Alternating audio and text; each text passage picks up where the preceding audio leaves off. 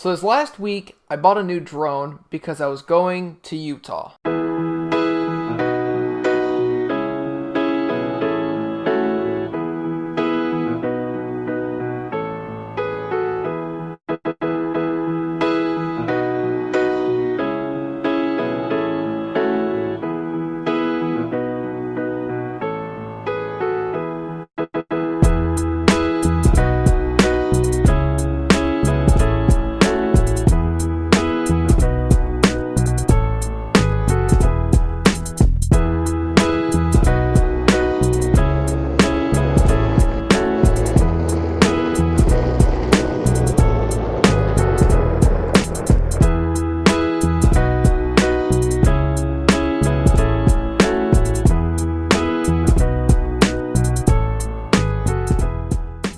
The drone I purchased was the DJI Mavic Pro.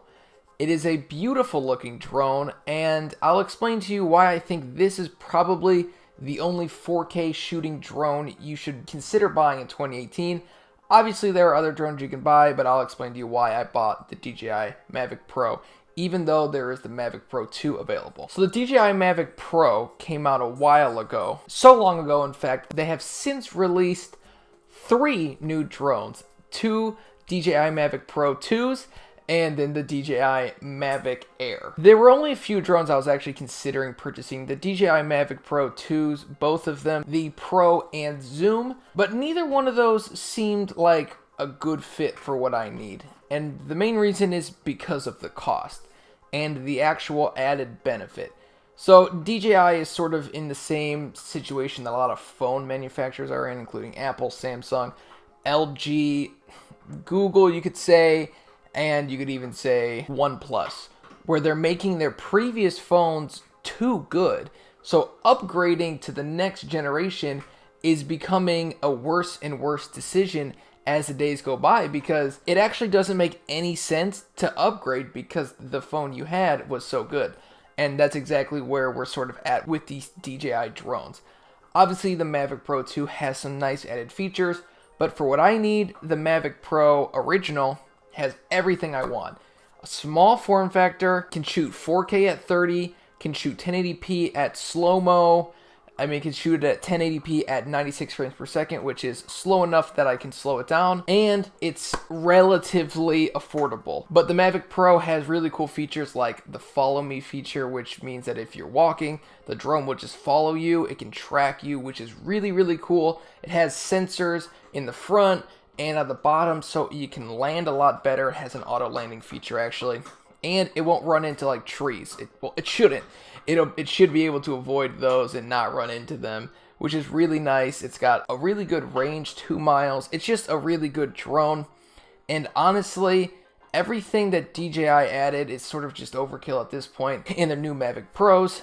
So I was thinking, okay, I don't need the new ones. I could either go with the Mavic Pro or the Mavic Air. Those are pretty much the 2 I was looking at. And I was considering the Parrot NFI, but I was a little bit worried about just the Parrot quality.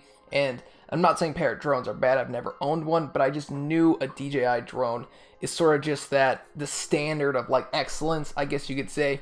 So I just trusted it more, so I guess I paid probably a little bit of a tax on it just because it says DJI instead of Parrot on it.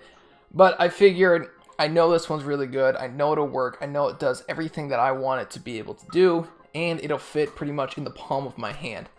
So I decided to go with the Mavic Pro. And instead of going with the Mavic Air, which can shoot a little bit higher frame rates on 1080p, and it has a little bit better battery life, but it also has like a little bit better sensor at night, but again, it doesn't have like some of the pro features the Mavic Pro has. So I figured, well, I don't really need a bigger sensor because when I fly a drone, it shouldn't be dark outside. And if it is, that's kind of risky because it's nighttime and you probably shouldn't be flying a drone at night. You can do it, but the likelihood of you losing is probably a little bit higher. So I didn't really care about that. And it was a little bit more money. It was like $1,000 for the Mavic Air, and instead of just the $780 that I paid for the DJI Mavic Pro. So I figured, let's go with that. And all in all, it's been an awesome drone. You saw some of the shots. It's really cool. It's a toy, but it's also a really nice tool to use. You can take some really beautiful videos, stunning videos you couldn't capture any other way unless you owned a helicopter and you took your camera up there and shot it out of the helicopter. So all in all, I would say it was a great purchase. I had a lot of fun with it. You know the video quality, you've seen it all over the place. You know that is it good? Do you like it? Do you need a better one? Do you need one with a bigger sensor or something? I'm not going to talk about that. I'm just talking about normal use cases. And honestly, it's a lot of fun. It's not necessary for everybody, but if you want a drone that you can fold up, take on vacation, put into a backpack, easy to unfold, easy to use, I would say the Mavic Pro is that drone. It's a little bit cheaper than the Mavic Air, and the Mavic Air is a little bit easier to use, but the Mavic Pro is the Pro version of their drone, so it has a little bit better gimbal and everything like that. So I would still lean towards the Mavic Pro in all these cases. But the one thing about buying a DJI drone is that they have terrible customer support. When I bought the drone, the battery that came with the drone was actually dead on arrival, and that's not that Fall Out Boy song that I used to love. It was not working. So I contacted them on Tuesday of last week about it, and they have not gotten back to me yet. Currently it's Monday. So that's a little bit disappointing, to be honest, and that's the one thing I was a little bit worried about. But since I bought it from Best Buy, I can go back in and talk to Best Buy. That's why I bought it from Best Buy instead of going on to DJI.com and ordering it through them or on Amazon or something like that. So those are my thoughts on the DJI Mavic Pro. I think this is the drone you should buy if you want a 4K recording drone in 2018. Obviously, there are other drones you can buy, probably a little bit cheaper, way more expensive, but in my opinion, the DJI Mavic Pro, the original, is still a great drone. It'll be good for many years to come, and I don't buy stuff thinking that I'm going to replace it the next week, so I think that this drone will certainly last you a very long time, and it should serve you very, very well. And it's fun. I mean, I'm not going to lie, the drone is a lot of fun to use. It goes pretty fast. I can only get up to 25 in Utah. I think that's because the air is a little bit thinner up there, or thinner, or whatever. I think it's because of the elevation. I haven't flown it yet in Ohio, which is a little bit lower, so I'm thinking that I should be able to get it up to like that 30-35 miles per hour, but 25 is still fun. So those are my thoughts, and if you like tech videos and you like my shirt and this microphone, don't forget to take that subscribe button out of your phone into your hand and show it to your friends and family and be like, I subscribed to Techno Eclipse. Look how cool I am. And they'll know that you're cool.